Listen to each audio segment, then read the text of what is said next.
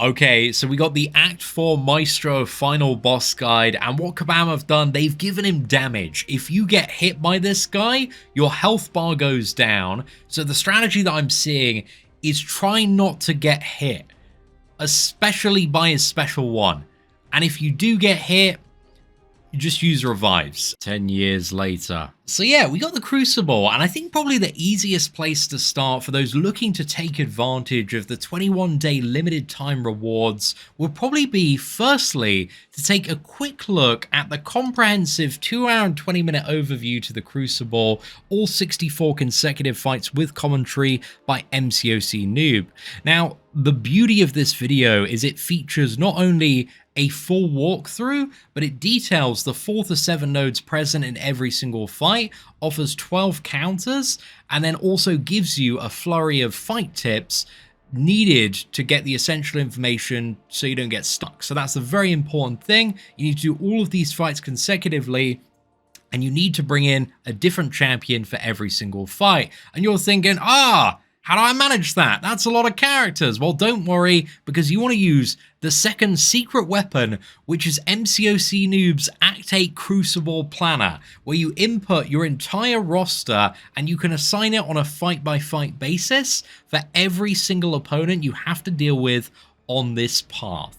And you might be thinking, oh no, I don't have the exact same roster as shown in the MCOC Noob comprehensive walkthrough, and I'm missing some of the counters.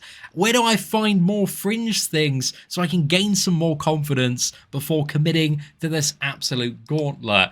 And that's where you really want to check in on Nick136, also doing a secondary guide for his wisdom and input into the Act 8 Crucible.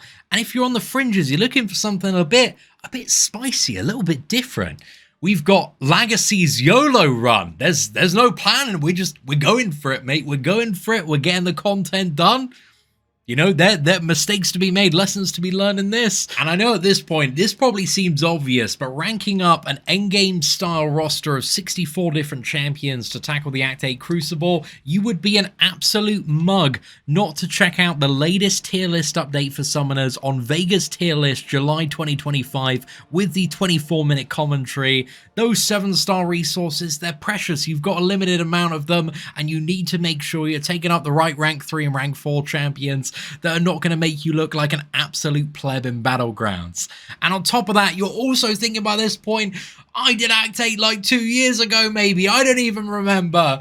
What did the bosses even do? Well, don't worry, because Sim has the 7 to 25 minute guides and breakdowns on every single boss, every single phase. He's there, the guiding hand to hold you through the 4 signature encounters that resurface in the Act 8 Crucible Gauntlet. We got Citalis, we got Bahamut, we've got the corrupted Iron Man, Sarastes, and also Glicken as well. And he's here with all of the guides, and you can watch them right now. It's never been easier, man. 10 years later. Well, the year is 2035, and the Kamala Khan buff was absolute fire. My 11-star Kamala is absolutely putting in work. But let's talk about Act 15.